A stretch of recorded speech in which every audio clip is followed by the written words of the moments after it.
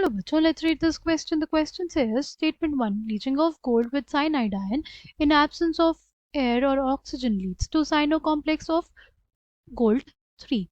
Statement 2, zinc is oxidized during the displacement reaction carried out for gold extraction. In the light of above statements, choose the correct answer from the options given below.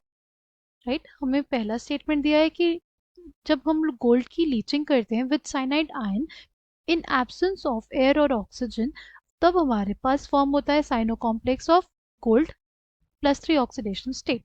Statement 2 दिया हुआ है कि zinc जो है वो oxidise होता है during displacement reaction, जब होता है क्या, गोल्ड का एक्सट्रैक्शन। की concept for this question is, की कॉन्सेप्ट इस क्वेश्चन के लिए क्या हो जाएगा, extraction of gold, extraction of gold. ठीक,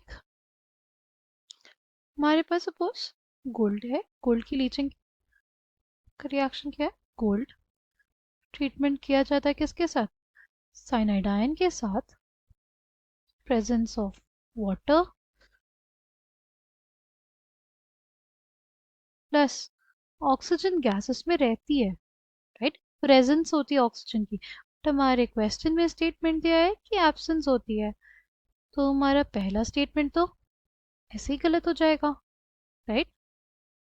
हमारा फर्स्ट स्टेटमेंट इनकरेक्ट है क्योंकि हम लोग क्लियरली देख सकते हैं कि लीचिंग में हमारे पास ऑक्सीजन का होना ज़रूरी है। First statement incorrect.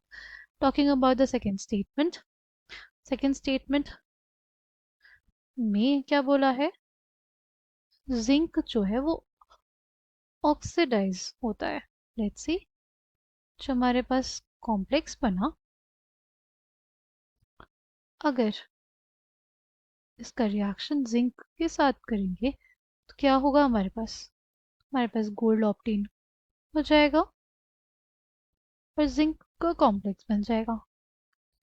ठीक, यहाँ पे जिंक की ऑक्सीडेशन स्टेट क्या है, सॉलिड फॉर्म में, 0 ऑक्सीडेशन स्टेट।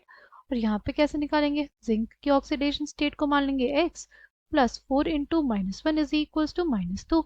x की वैल्यू -2 +4 यानी +2 हो जाएगी। 0 से +2 हुआ है, ऑक्सीडेशन नंबर में इंक्रीज, यानी हाँ zinc is oxidised.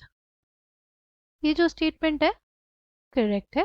During extraction of gold zinc is oxidised during displacement reaction, right.